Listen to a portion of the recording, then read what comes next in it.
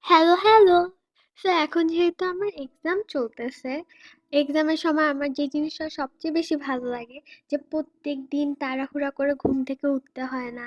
যে আমার ক্লাসে যেতে হবে, তাড়াতাড়ি ক্লাসে যাইতে হবে। আল্লাহ কয়টা বেজে গেছে।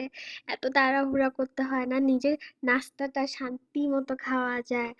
তারপর যেহেতু এখন শীতকাল আর আমার ক্যাম্পাসে দেখা যায় যে এত কিউট কিউট পাখি দেখা যায়, পাখির কিচিরমিচির সাউন্ডেই দেখা যায় নর্মালি ঘুম ভেঙে যায়।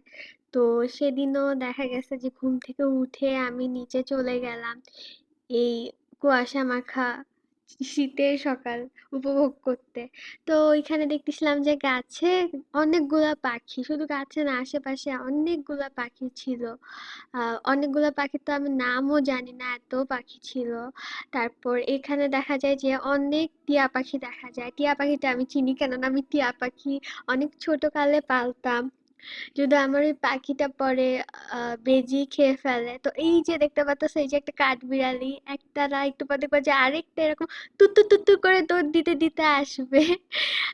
আরেকটা আহ এই যে একটা চিল, এত বড় ছিল এই চিলটা। এই চিলটা আমি এরকম দাঁড়ায় ছিলাম, হুট করে আমার মাথার উপর দিয়ে চলে গেছে। আমি এত ভয় পাইছি। পরে একটু পর আবার এটার ভিডিও করলাম, ওইটা ওই যে ছাদে গিয়ে বসে আছে। অনেক বড় ছিল চিলটা, দূর থেকে একটু ছোট মনে হইতেছে ভিডিওতে, ছোট একটা পাখি, কিন্তু এটা বিশাল বড় ছিল।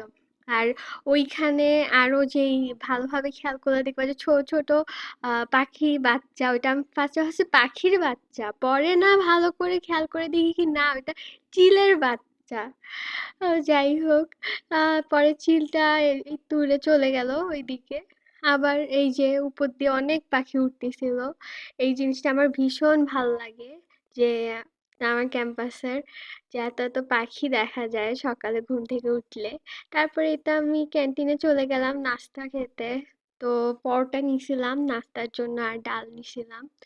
তারপর নাস্তা খেয়ে একটু চা নিয়ে চলে গেলাম দোলনা বসতে একটু।